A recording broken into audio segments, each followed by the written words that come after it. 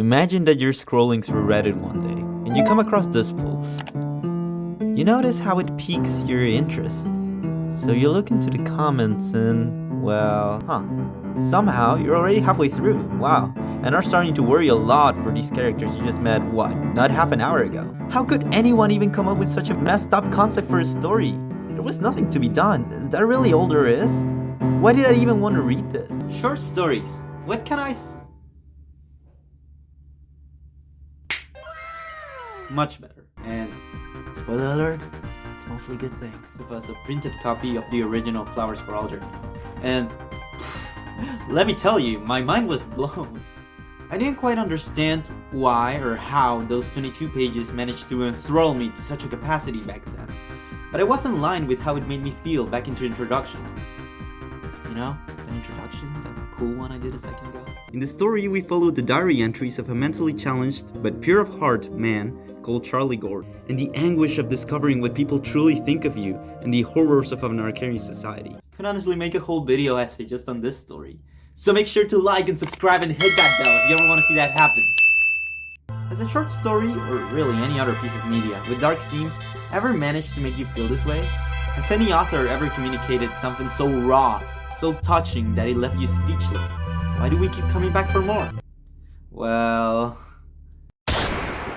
Aristotle and Augustine themselves pondered about the paradox of tragedy. How is the simulation of fear and danger much different from what we can potentially experience in our daily lives? Truth be told, we don't really know. The inner machinations of our brains are still quite a mystery to us, but there's some good theories out there. One of them states that we all hold a pent-up excess of pity and fear that subconsciously brings us stress.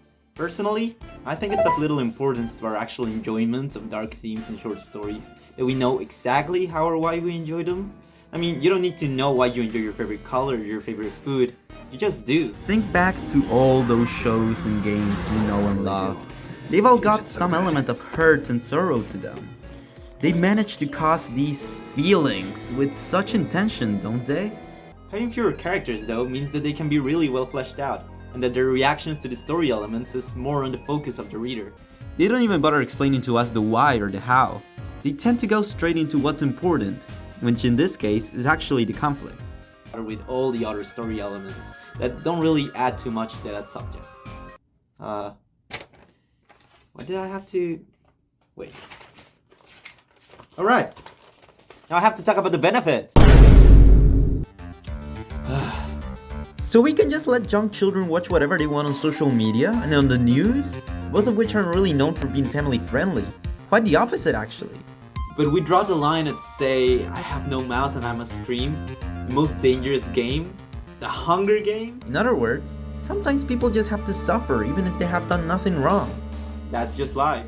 Very positive themes make you happy, but they don't make you think as much, or even question who you are. It's simply a fact that reading about a fictional murder and about a real one are completely different experiences. Why would you ever be against that? Boo, I'm a bug. I'm gonna destroy your family.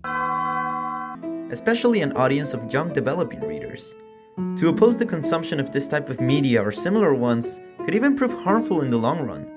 Just think of all the great works of fiction that have transcended centuries.